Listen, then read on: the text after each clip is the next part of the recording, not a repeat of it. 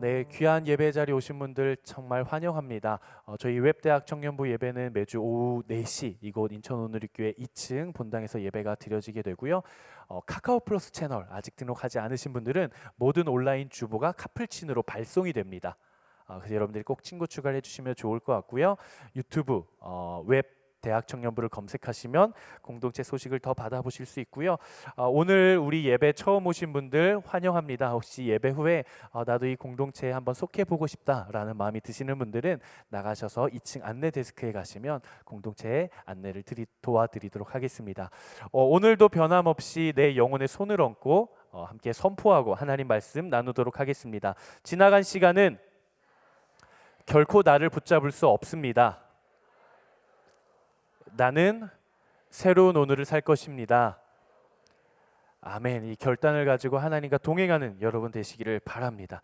여러분 혹시 길을 가다가 우연히 누군가 마주친 경험 있으세요? 뭐 친구든 오래 봤었던 어떤 지인이든 그 사람이 가까웠던 사람이면 가까웠던 사람일수록, 그리고 오랜만에 만나면 만날수록 아마 더 반갑지 않을까 싶습니다. 저도 얼마 전에 교회 온누리교회 노회라는 이제 회의가 있는데 갔었는데 신대원 동기 형을 정말 오랜만에 만났어요. 졸업하고 나서 하고 저를 알아보는데 조금 이렇게 부르셔가지고 못 알아봤어요. 이름표를 보고 형님 하고 이제 반갑게 인사를 했는데 그 형님이 진짜 성품이 좋으세요. 제가 많이 배우는데 한국 목사, 저보다 나이가 많으신데 이렇게 얘기를 해요. 한국 목사님, 제가 결혼식 때 못 가서 늘 마음이 쓰였는데 이렇게 만나게 하신 거 보니까 하나님이 마음을 주신 것 같아요. 제가 축의금을 못 줬었는데 너무 아쉬워서 제가 지금에서라도 보낼게요 이러면서 축의금을 이렇게 보내주시더라고요. 그래서 축의금도 감사했지만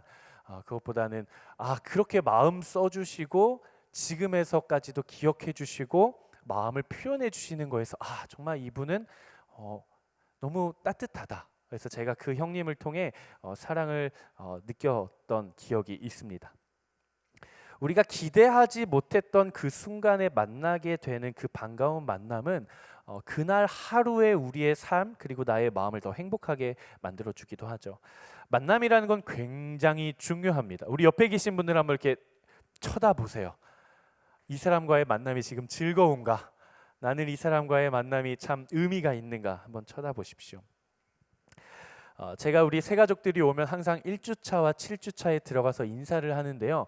7주차에 들어가서 꼭 하는 얘기가 있어요. 뭐냐면 여러분들이 이제 다음 주가 되면 순을 배정받고 다음 주에 이제 순모임을 가게 될 텐데 순장과 순원을 위해서 같이 기도해 주셔야 됩니다. 이렇게 이야기를 해요. 왜냐하면 순모임에서의 그 만남이 너무 소중하기 때문이에요. 그 순모임에서의 만남이 향후 내 삶에 어떤 열매를 맺어갈 수 있는 아름다운 동력의 관계가 될지 아무도 모르는 겁니다. 저는 우리 웹대학 청년부로 함께 하신 우리 믿음의 예배자들, 믿음의 웨버 가족들 한 사람 한 사람이 창세 전부터 계획된 하나님의 이끄심이라고 저는 고백합니다. 여러분들도 그렇게 고백하시죠? 그래서 우리 공동체 조금 쟤는 진짜 왜 저럴까? 쟤는 진짜 내 이해가 되지 않는다 라는 마음이 드는 사람이 있을지라도 하나님은 그 사람과의 관계, 그 사람과의 만남을 통해 아마 우리에게 깨닫게 해주고 싶으신 아름다운, 제가 늘 뭐라 그러죠? 그 사람은 나한테 어떤 보석이라고요? 다이아몬드 같은 사람이다. 이렇게 고백하게 될 것 같습니다. 우리의 인생에서 우리가 꼭 경험해야 하는 만남이 있다면 무엇일까요? 그것은 바로 나의 구원자가 되시는 예수 그리스도와의 만남입니다. 제가 여러분들에게 질문을 한 가지 하겠습니다. 여러분들은 예수님을 만나셨습니까? 아멘이세요? 아마 어떤 분들은 네, 목사님 저는 예수님을 인격적으로 만났습니다. 그래서 제가 그 사랑을 경험하고 있어요. 이렇게 고백하시는 분들도 아마 계실 것 같고, 어떤 분들은 목사님 제가 예배도 열심히 드리고 신앙생활도 참 열심히 하는데 만난 것 같기도 하고 안 만난 것 같기도 하고, 다른 사람 이야기를 들어보면 내가 지금 인격적인 만남이 있었던 건가? 조금 긴가민가 해요. 잘 모르겠어요 하시는 분들도 계실 거고, 또 어떤 분들은 목사님 저는 만나고는 싶은데 예수님을 만났다는 게 뭔지, 하나님을 만났다는 게 뭔지 아직 안 만난 것 같아요. 또 어떤 분들은 만난다고요? 2000년 전에 죽은 사람을 어떻게 만나요? 이렇게 되묻는 분들도 아마 계실 것 같습니다. 저는 오늘 본문을 통해서 우리가 하나님의 말씀을 나눌 때 오늘 이 시간에도 여전히 여러분들 한 사람 한 사람을 기다리고 계시고 만나기를 원하시는 그 하나님과의 만남이 있게 되기를 주님의 이름으로 축복합니다. 오늘 우리가 함께 읽은 이 사도행전 9장 본문은 한 사람이 등장을 합니다. 누구죠? 사울이라고 하는 사람이에요. 근데 사울은 유대교의 한 청년이었어요. 근데 이 사람이 예수님을 만나고 나서 바울이라는 이름을 얻고 예수님을 만남과 동시에 그의 인생이 완전히 송두리째 뒤바뀌게 됩니다. 어떻게 뒤바뀌냐? 예수 그리스도를 포함한 교회와 예수님의 제자들을 핍박하고 죽이고 옥에 가두는 그런 핍박자의 역할에서 이제는 복음을 전하는 복음 전도자로 완전히 그의 인생이 뒤바뀌게 돼요. 사도 바울이 누굽니까? 복음 전도자였죠. 근데 사울, 예수님을 만나기 전에 사울의 모습은 완전 파탄자 그 자체였어요. 조금 살펴보자. 성경은 사도 바울의 사울에 대해서 조금 이렇게 이야기를 하는데요. 그는 예수님을 믿기 전에 아주 엄격한 바리새파 유대주의 배경에서 자랐습니다. 태어나면서부터 바리새인, 태어나면서부터 유대교에서 유대주의, 율법주의에서 자랐어요. 그는 유대인 중에 유대인이었고 태어나면서부터 할례를 받고 자라난 사람이었고, 그리고 그는 유대 전통과 히브리 율법에 굉장히 정통한 사람이었어요. 뼛속까지 유대인, 뼛속까지 율법주의. 그럼 사도 바울이라고 하면은 변화 이후니까 사울, 청년이었던 사울한테 가장 중요했던 건 뭘까요? 율법이에요. 율법. 그는 율법을 지키고 율법을 고수해야 구원을 받고 하나님을 만날 수 있다라고 믿는 사람이었어요. 그러니까 예수라는 사람이 자기가 하나님이요, 내가 하나님의 아들이요, 내가 율법의 완성이요라고 하니까 핍박하기 시작한 거죠. 거짓되었다고 굳은 신념이 있었기 때문에 그래요. 뿐만이 아니라 그는 길리기아 다소라는 도시에서 자랐는데, 길리기아 다소라는 건 인천 송도 이런 의미예요. 길리기아 다소인데, 다소에서 자랐다는 것은 어떤 의미가 있냐면 그가 태어나면서부터 헬라의 문화권 아래에서 철학에 굉장히 익숙한 사람이었다. 그러니까 이성적 판단이 굉장히 중요했던 사람이에요. 뿐만이 아니라 그는 로마의 시민권을 가지고 있었어요. 사울은 로마의 시민권을 가지고 있었다는 것 이퀄 로마의 시민권자로 누릴 수 있는 혜택과 권리가 어마무시했다. 뿐만이 아니라 성경에서 사울에 대해 가말리엘이라고 하는 아주 최고의 명문 대학을 나왔다, 이렇게 이야기를 해요. 그러니까 우리가 알고 있는 이 사도 바울은 아까 13,000km 40에서 하나 감한 매를 맞으며 죽을 고생을 하면서 복음을 전했던 복음 전도자이지만, 예수님을 만나기 이전의 사울의 모습은 엘리트 중에 엘리트, 최고의 지성인 중에 지성인, 율법주의자 중에 율법주의자, 헬라 철학도 능통하고 로마의 시민권까지 갖춘 그야말로 완벽에 가까운 그런 사람이었습니다. 뭐에 대해서? 신앙과 율법과 유대교에 대해서 완벽한 그런 사람이었어요. 오늘 본문에서도 사울이 다메섹이라고 하는 도시로 가는데, 사울이 다메섹으로 간 이유가 뭐였습니까? 예수님을 만나고 싶어서 갔나요? 뭔가 나의 신앙에 회의감이 있어서 뭔가 진리가 따로 있는 것 같아서 그 진리를 찾기 위해 다메섹으로 갔나요? 그렇지 않아요. 그는 자신이 믿고 있던 확신을 가지고 예수님의 제자들이라면 남녀노소 가리지 않고 잡아다가 가두기려고, 옥에 가두기 위해 심지어 대제사장들한테 가서 공문까지 받아가지고 그 공문을 들고 예수님의 제자들을 가두기 위해 잡으러 갔었던 거예요. 잡으러 갑니다. 그런데 그가 아주 우연히 기대하지 않았던 그날에, 기대하지 않았던 다메섹이라는 도시에서 누굴 만나요? 예수 그리스도를 인격적으로 만나게 돼요.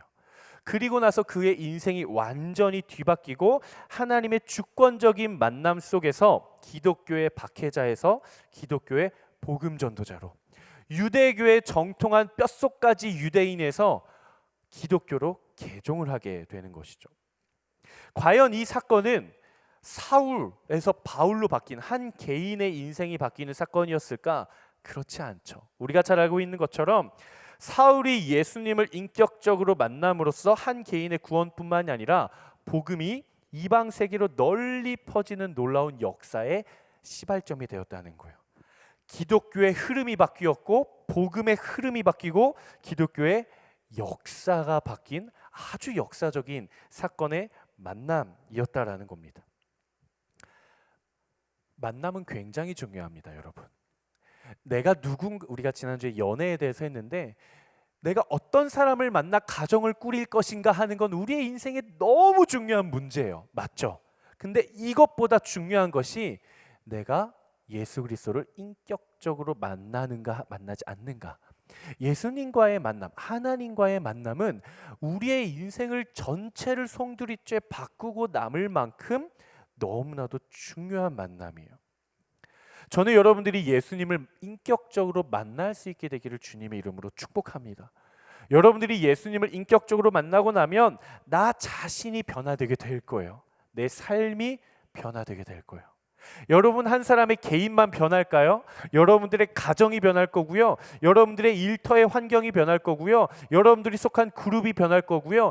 여러분들을 통해 이 나라와 이 민족이 변하고 세상이 변하고 사회가 변할 거예요. 저는 그런 확신이 있습니다.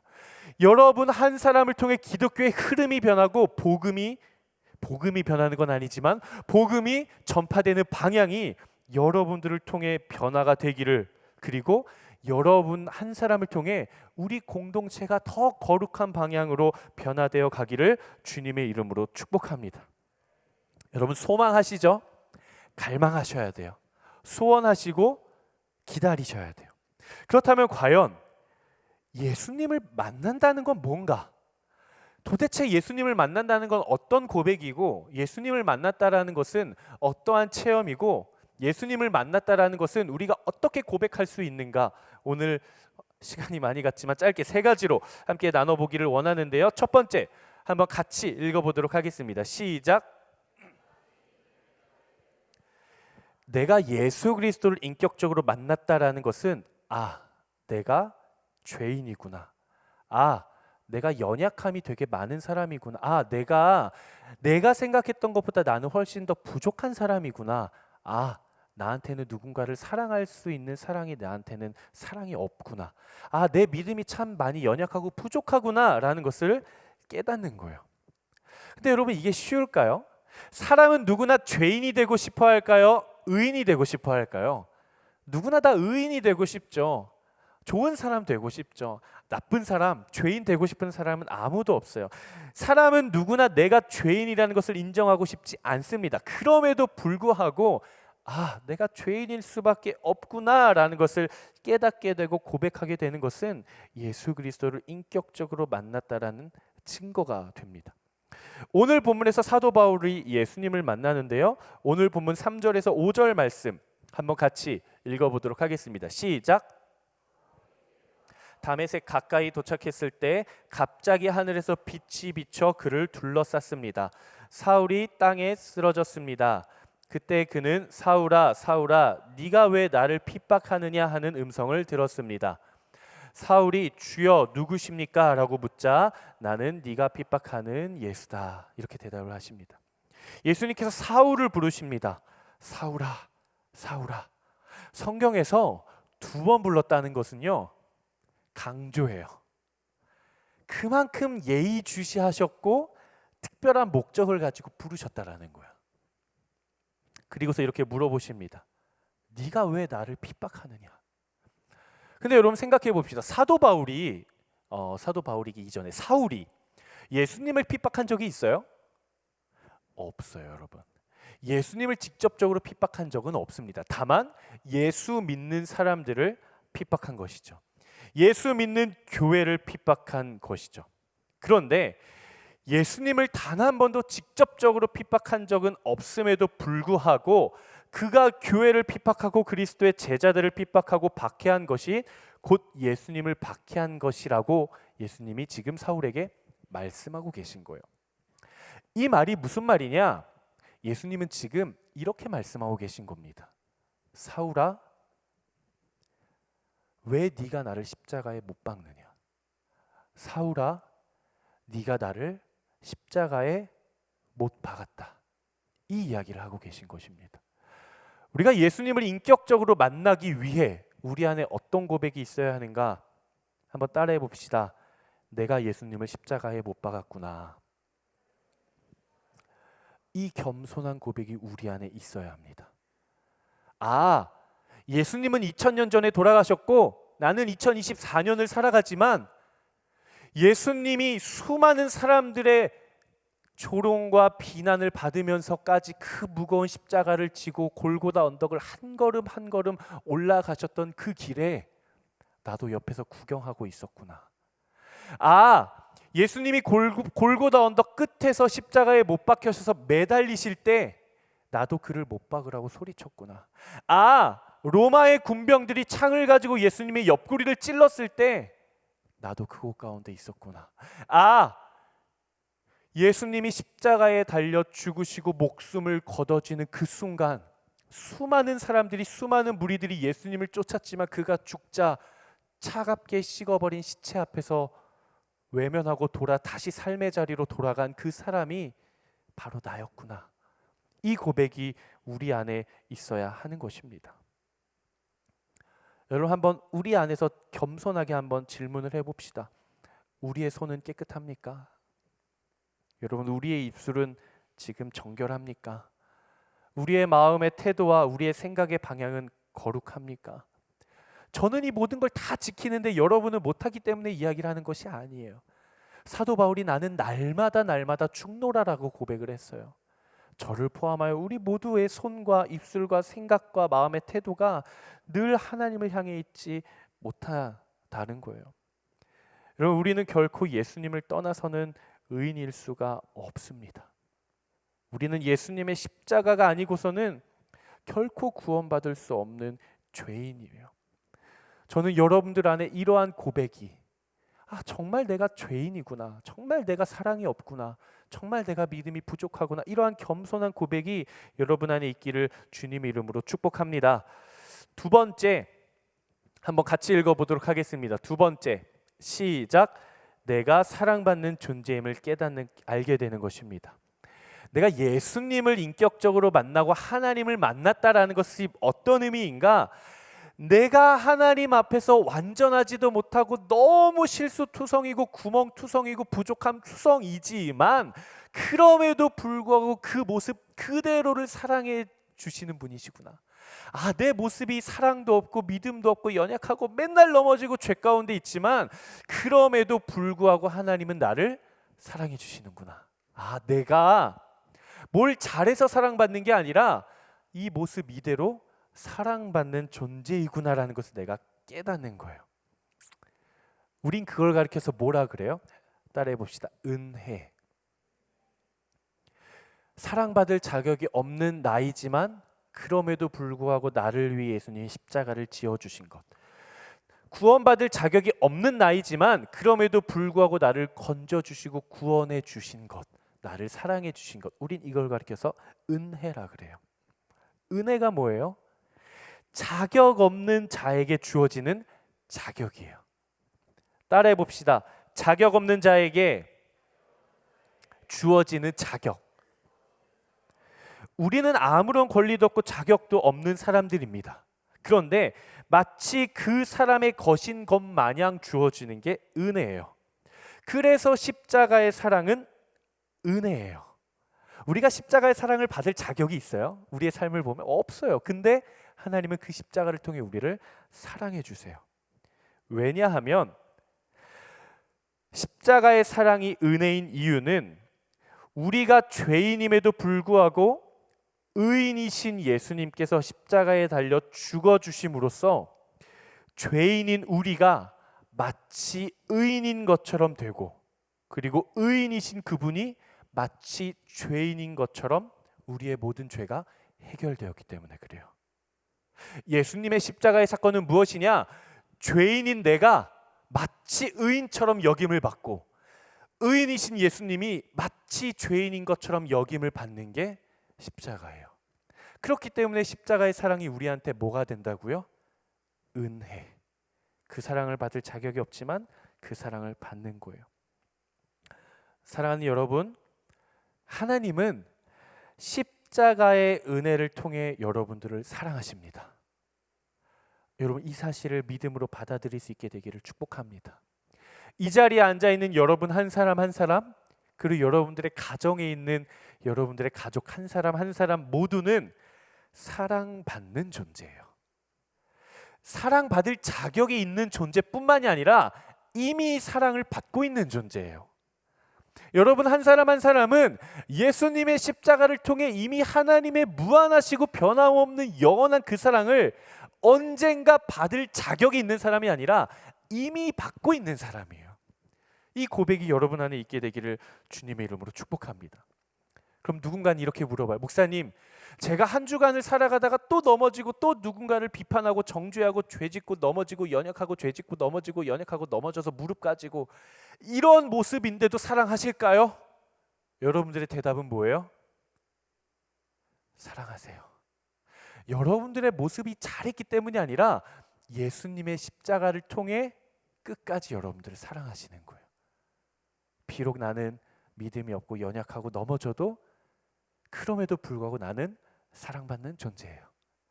이 고백이 여러분 안에 있게 되기를 주님의 이름으로 축복합니다. 하나님의 사랑을 경험하면 우리의 모든 결여를 다 채워주세요. 여러분, 사람은 누구나 완전하지 않기 때문에 내 마음이라는 방에 창고 저 구석에는 누군가에게도 보여주고 싶지 않은 나만의 어두운 모습들, 누군가가 내 방에 찾아온다고 하면 그 창고에다 모든 것들을 다 때려박고 문을 걸어 잠그고 여기는 네가 볼 필요가 없어, 여긴 그냥 창고야 라고 말하고 싶은 마음의 한켠에 빈 공간들이 있어요. 근데 우리가 예수님을 만나고 내가 그 공간이 있는 사람이구나, 내 마음에도 그런 창고가 있구나라는 것을 깨닫고 예수님의 사랑으로 내가 채워지면 그 창고가 깨끗해져요. 그 창고를 열어서 내 친구한테 보여줘도 나는 수치스럽지가 않아요. 나의 모든 비어있는 부분들이 하나님의 사랑으로 메워지고 채워지는 거예요. 그래서 내가 예수 그리스도의 십자가의 그 사랑을 경험하면 내 안에 무엇이 사라지느냐? 공허함이 사라집니다. 우울감이 사라지고요, 외로움이 사라지고요, 허전함이 사라져요. 불확실한 미래에 대한 두려움이 사라지고요, 근심과 걱정이 사라집니다. 우리는 하나님의 사랑을 경험하고 나면 더 이상 사람의 관심과 사랑을 갈구하지 않게 돼요. 완전한 사랑을 경험했기 때문에. 예수님을 만나면 하나님의 사랑으로 채워집니다. 예수님을 만나면 우리는 더 이상 영혼의 목마름을 경험하지 않게 돼요. 예수님을 만나면 우리의 마음, 우리의 삶, 우리의 영혼에 커다랗게 뚫려 있는 그 허전함이 모두 사라지게 돼요. 담대하게 되고 힘을 얻게 되고 비전을 발견하게 되고 절망 속에서도 소망을 발견하고 슬픔 속에서도 기쁨을 발견할 수 있는 우리의 내면이 되는 거예요. 예수님을 인격적으로 만나게 되기를 주님의 이름으로 축복합니다. 아멘. 예수님을 만난다라는 것은 무엇인가? 우리 세 번째 한번 같이 나눠보도록 하겠습니다. 시작. 예수님을 만난다라는 것은 예수님의 능력을 통해, 예수님의 십자가의 사랑을 통해 내 삶에 뭘 경험하는 거예요? 변화를 경험하는 거예요. 변화. 예수님을 만나면 내 삶에 변화가 일어납니다. 유대교의 정통하고 율법에 완고했던 그 사울이 예수님을 만나고 나서 유대교에서 기독교로 개종을 해요. 근데 여러분 생각을 해보십시오. 사울이 유대교에서 기독교로 개종을 했다는 것은 그저 단순히 내 친구 불교였는데 교회 다닌대요, 내 친구 천주교였는데 교회 다닌대, 이런 차원의 문제가 아니에요. 사울에게 있어서 유대교는 단순히 나의 신념이나 내가 믿기로 한 종교가 아니라 그의 인생을 대변한 그의 인생 전체였어요. 우리 가족 나뿐만 아니라 우리 가족뿐만이 아니라 우리 민족을 대변하는 게 유대교였어요.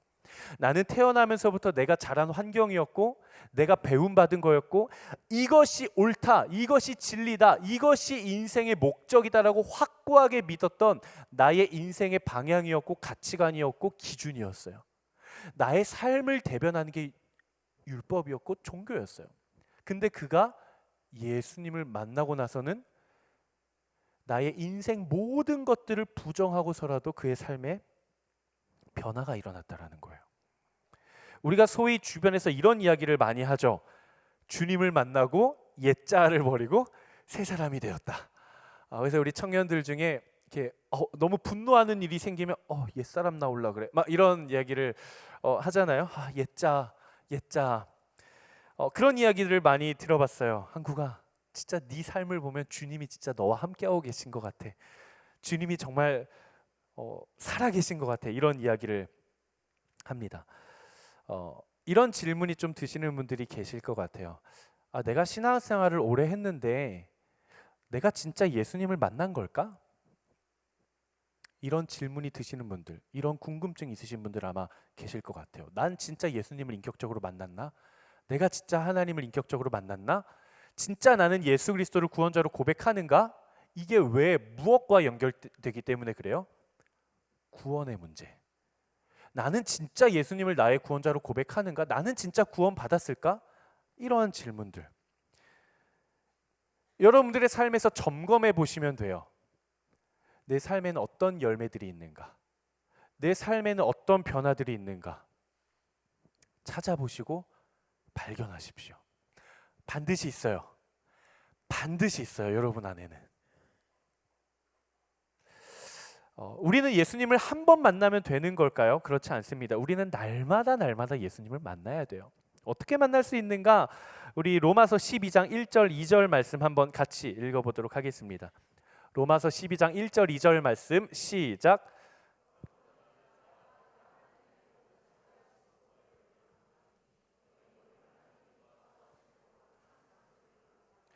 이는 너희가 드릴 영적 예배니라. 너희는 이 세대를 본받지 말고 오직 마음을 새롭게 함으로 변화를 받아 하나님의 선하시고 기뻐하시고 온전하신 뜻이 무엇인지 분별하도록 하라. 그러므로 형제들아, 사도 바울의 이야기죠. 그러므로 형제들아, 내가 하나님의 모든 자비하심으로 너희에게 권하노니 너희 몸을 하나님이 기뻐하시는 거룩한 산제물로 드리라. 이게 뭐래요? 삶의 예배래요. 이게 예배래요. 그러면서 뭐라고 이야기를 하냐? 너희는 이 세대를 본받지 말고 오직 마음을 새롭게 함으로 변화를 받아 하나님이 기뻐하시고 하나님의 선하신 뜻이 무엇인지 날마다 분별하며 살아가라. 그러면서 사도 바울이 이야기를 하죠. 나는 날마다 죽노라. 내가 날마다 죽노라라는 그 고백이 뭡니까? 첫 번째, 내가 죄인이라는 고백이에요. 두 번째, 내가 죽고 끝나는 게 아니라 예수님의 사랑 안에 살아간다는 사람이에요. 세 번째, 내가 십자가에 못 박힘으로 그분의 사랑으로 다시 삶으로 내 삶의 변화를 경험하며 살아간다라는 것이죠. 예수님은 늘 여러분들을 만나고 싶어 하십니다. 여러분 이 사실을 믿으세요? 예수님은 지금도 여러분들을 만나기 위해 기다리고 계세요. 우리는 어떻게 만날 수 있을까요? 기도를 통해서도 만날 수 있고요. 성경 말씀을 통해서도 만날 수 있고요. 설교 이 시간을 통해서도 만날 수 있고요. 찬양을 통해서도 만날 수 있고 책을 통해서도 만날 수 있고요. 순원들의 나눔을 통해서도 만나고 누군가의 간증의 고백을 통해서도 만나고요. 심지어 길을 가다가 불어오는 바람 숨결 한 호흡을 통해서도 만나고요. 만물이 자연으로 물들어가는 단풍을 보면서도 만나고요. 하늘에서 내리는 비와 눈을 통해서도 만나고요. 우리는 모든 삶의 상황에서 예수님을 만날 수 있어요. 제가 예수님을 만났던 아주 짧은 이야기만 하고 말씀을 마무리하려고 하는데요. 제가 대학교 때였어요. 저는 신학교였는데 저는 21살이 되기까지, 신학교 2학년이 되기까지 제 안에 들었던 질문이 있었습니다. 무엇인가? 진짜 하나님은 계시는가? 신학생이었어요. 진짜 하나님은 계시는가? 하나님이 진짜 계시는가? 왠지 안 계실 것 같은 거예요. 그냥 이거는 마치 인류의 사조의 흐름 속에서 나온 집단적 이성이 만들어낸 이념 같은 거예요. 전 세계적인, 이례적인. 하나님이 계시지 않는 거예요. 신학교 2학년인데, 신학생인데. 제가 그래서 1년, 2년, 3년을 씨름을 했어요. 왜냐하면 내 안에 하나님이 계시지 않는 것 같았어요. 그러한 불신앙을 가지고 사도 바울의 마음, 사울의 마음처럼 열심히 이제 신학교를 가려고 이제 학부 때 제가 이제 버스를 내려서 지하철을 내려서 학교 버스를 스쿨 버스를 타고 이제 캠퍼스로 들어가야 되는데 왠지 그날은 걷고 싶은 거예요. 그래서 제가 이제 걸어갔어요. 한 10분 정도 되는 거리를 이렇게 쭉쭉 걸어가는데 혼자 이렇게 걸어갔어요. 근데 웬걸 저 하늘에 새가 두 마리가 호로록 날아가는 거예요. 일상이잖아요. 특별하지 않아요. 뭐 그 새가 뭐 희귀 포켓몬도 아니었고 무슨 종인지는 모르겠어. 그냥 조그만 새였어요. 새 두 마리가 호로록 날아가는데 그 순간에 하나님의 주권적이고 관권적인 역사로 제 마음 가운데 확 사로잡히는 게 뭐냐면, 하나님이 나를 돌보고 계시는구나. 하나님이 저 새를 돌보시듯이 하나님이 하물며 저 새도 돌보시고 자연 만물을 돌보시는데, 하나님의 존귀한 자녀인 나를 돌보시지 않을 이유가 없다. 하나님 나와 함께하고 계시고 하나님이 나를 사랑하고 계시고 하나님이 나를 이끌고 계시고 책임지고 계시는구나를 깨달은 것도 아니었고 느낀 것도 아니었고, 그냥 길을 가다가 새 보고 하나님 살아계시는구나, 그냥 고백이 되어졌어요. 전혀 기대하지 못했던 그 순간 그 길에서 예수님이 저를 만나주신 것이죠. 저에게 있어서 인생의 그 학교를 가던 그 길은 제 인생에 있어서는 다메섹 도상이었어요. 사랑하는 여러분, 기대하지 못했던 그 순간 그곳에서 만나게 되는 예수님과의 주권적인 만남은 앞으로 남은 여러분들의 인생을 송두리째 변화시키고도 남을 능력이 될 줄로 믿습니다. 저는 오늘 이 시간이 여러분들의 인생에 있어서 영적 다메섹의 도상이 되기를 주님의 이름으로 축복합니다. 말씀을 좀 마무리하려고 하는데요. 예수님은 늘 우리를 찾아오기를 원하시고 만나기를 원하세요. 예수님을 만난다는 것, 어디 가면 예수님을 만날 수 있나요? 어떻게 하면 예수님을 만날 수 있나요가 아니에요. 예수님이 찾아오시는 거예요. 아멘이세요? 내가 어떻게 해서 어떤 방법을 써서 어디로 가야 예수님을 만나는 게 아니라 지금 내가 서 있는 이 자리에서 예수님이 찾아오시는 거예요. 요한계시록 3장 20절 말씀 한번 같이 읽어보도록 하겠습니다. 시작. 볼지어다 내가 문 밖에 서서 두드리노니 누구든지 내 음성을 듣고 문을 열면 내가 그에게로 들어가 그와 더불어 먹고 그는 나와 더불어 먹으리라. 지금도 예수님은 여러분들의 마음의 문을 두드리고 계십니다. 사랑하는 아들아, 사랑하는 내 딸아, 내가 너와 교제하기를 원한단다. 내가 너를 만나기를 원한단다. 내 사랑을 너에게 전해주기를 원한단다. 절망 가운데, 슬픔 가운데, 낭만 가운데, 두려움 가운데, 공허함 가운데, 허전함 가운데 있는 내 사랑하는 자녀야, 내가 들어가서 내 사랑으로 너의 모든 마음의 질병과 마음의 감기와 마음의 공허한 부분들을 내가 다 메꿔주기를 원한단다. 여전히 지금도 두드리고 계세요. 우리가 해야 될 건 뭡니까? 그분을 기다리고 그분을 맞이하는 거예요. 오늘 이 시간이 여러분들에게 그런 시간이 되기를 간절한 마음으로 축복합니다. 우리 이 시간 참 시간이 많이 가서 우리 한 번 기도할 건데요. 하나님, 저도 주님 만나고 싶습니다. 고백하시는 분들 한번 자리에서 일어나 보시겠어요? 이 시간에 기도할 때에는 조금 조명을 낮춰주시겠습니까? 여러분 마음에 손을 얹으십시오. 마음에 손을 얹으시고요.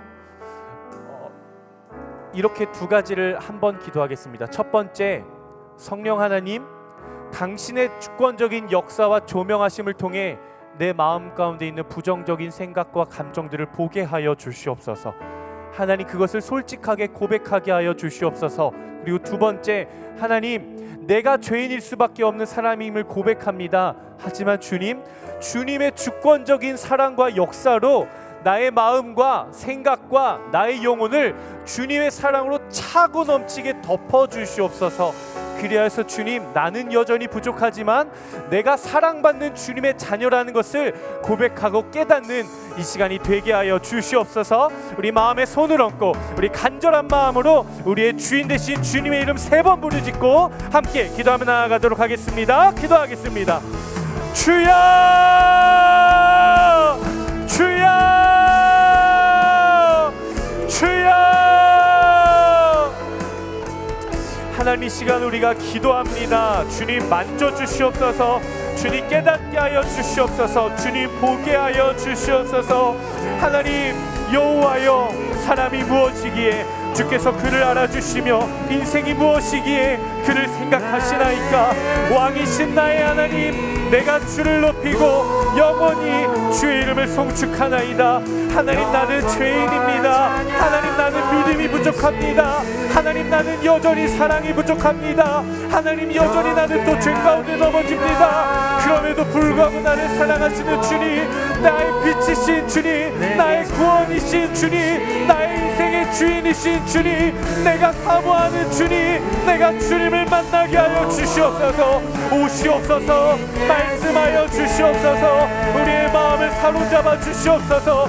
주권적인 역사가 하나님 내 안에 나타나게 하여 주시옵소서. 아버지, 아버지, 아버지, 아버지, 아버지, 하나님, 우리의 마음에 눈을 들어 아버지, 우리의 입술을 열어 주님을 바라봅니다. 하나님, 오시옵소서. 이 시간 역사하여 주시옵소서. 하나님, 내 마음에 오시옵소서. 하나님, 나의 내장을 지으시며 하나님, 나의 모태에서부터 나를 지으신 주님, 하나님, 내 안에 갈급함이 생겨나게 하여 주시옵소서. 하나님, 견고해진 나의 마음이 깨어지게 하여 주시옵소서. 하나님, 견고한 진과 같은 나의 마음이 무너지게 하여 주시옵소서. 하나님, 여리고 성과 같은 나의 견고한 성들이 무너지게 하여 주시옵소서. 하나님, 굳어있는 나의 마음이 하나님 부드러워지게 하여 주시옵소서. 하나님, 돌과 같은 나의 마음이 하나님의 말씀 안에서 부드러워지게 하여 주시고, 하나님 말씀의 씨앗이, 하나님 그 복음의 씨앗이 우리의 영혼에 세워지며 우리의 영혼에 심겨질 수 있도록 주여,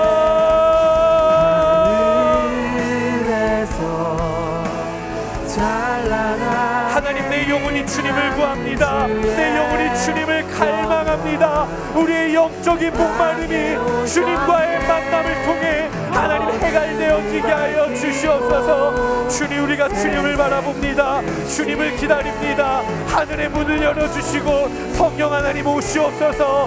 다스려 주시옵소서.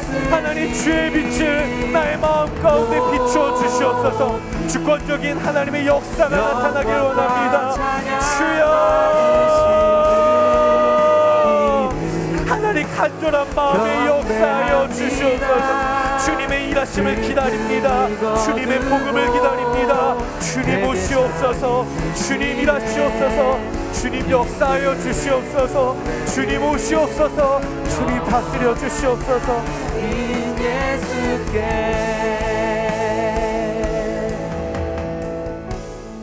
사랑하는 주님, 우리가 이 짧은 시간이었지만 나의 진솔한 고백을 하나님 앞에 고백하였습니다. 하나님, 이 고백들이 하나님의 일하심과 하나님의 섭리 가운데 아름다운 열매를 맺게 하여 주시옵소서.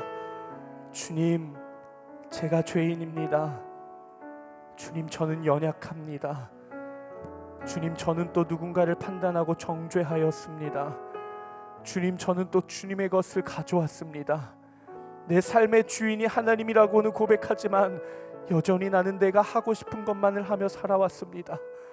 하나님의 사랑을 흘려보내며 누군가를 더 용서하고 사랑하기로 결단하였지만 여전히 사랑 없는 나의 모습을 보게 됩니다. 늘 찬양과 기도와 말씀 가운데 주님의 뜻을 가지고 거룩하게 살아가겠다 결단하였지만 여전히 우리의 마음 가운데는 다시 한 번 더 샘솟아 나오는 나의 우상들이 있었습니다. 하지만 주님, 이렇게 실수투성이 부족한 나라도 주님의 십자가로 더 깊이 나를 사랑해 주심에 주님 감사를 드립니다. 하나님의 사랑을 붙들고 예수님을 만나고 삶의 변화를 꿈꾸며 나아갈 수 있는 하나님 나라의 거룩한 백성들이 되게 하여 주시옵소서. 그렇게 우리와 함께 하실 것을 믿으며 거룩하신 우리의 삶의 주인 되신 예수 그리스도의 이름으로 기도드려옵나이다. 아멘. 우리의 삶의 주권을 가지고 계신 우리 하나님께 우리 모든 영광의 박수 함께 올려드리겠습니다.